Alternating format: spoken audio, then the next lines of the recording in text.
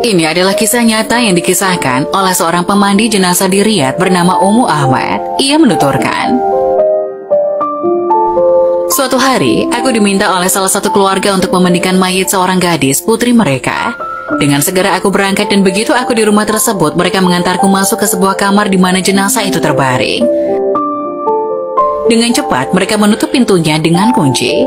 Entah mengapa aku sendiri bergidik melihat apa yang mereka lakukan. Aku melihat ke sekelilingku.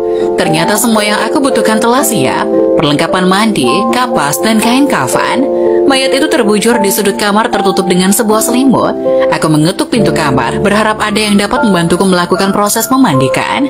Namun tidak ada yang menjawab. Aku pun bertawakal kepada Allah dan menyingkap penutup mayat tersebut. Aku sungguh terkejut melihat apa yang aku lihat. Aku menyaksikan sebuah pemandangan yang membuat gemetar seluruh tubuh. Wajah jenazah itu terbalik. Tubuhnya mengering dan warnanya sangat hitam. Aku sendiri telah banyak memandikan jenazah, sudah banyak yang aku lihat, namun yang seperti ini belum pernah aku lihat. Aku segera mengetuk pintu rumah itu dengan segenap tenagaku, berharap ada yang bisa memberikan penjelasan atas apa yang aku lihat. Tapi sepertinya tidak ada seorang pun di rumah.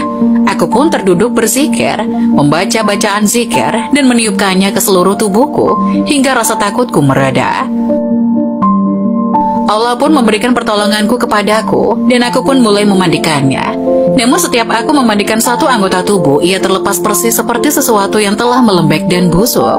Itu sangat merepotkanku. Hingga akhirnya ketika aku selesai memandikannya, aku pun mengetuk pintu kamar itu dan memanggil-manggil mereka. Tolong bukakan pintu, aku sudah mengafani mayat kalian. Aku dalam kondisi menunggu seperti itu cukup lama, hingga akhirnya ketika mereka membuka pintu, aku segera bergegas meninggalkan rumah itu tanpa bertanya mengapa dan apa penyebab jenazah itu menjadi seperti itu. Setelah aku pulang ke rumah, aku hanya bisa terbaring selama 3 hari akibat tindakan keluarga itu mengunci pintu kamar tersebut dan akibat menyaksikan pemandangan yang mengerikan itu. Aku kemudian menghubungi salah satu syekh dan menceritakannya padanya apa yang terjadi.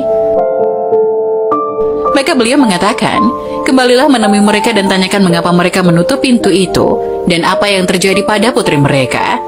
Aku pun pergi menemui keluarga itu kembali. Kepada mereka aku mengatakan, demi Allah, aku minta kalian menjawab 2 pertanyaanku. Pertama, mengapa kalian menguncikan pintu kamar itu untukku?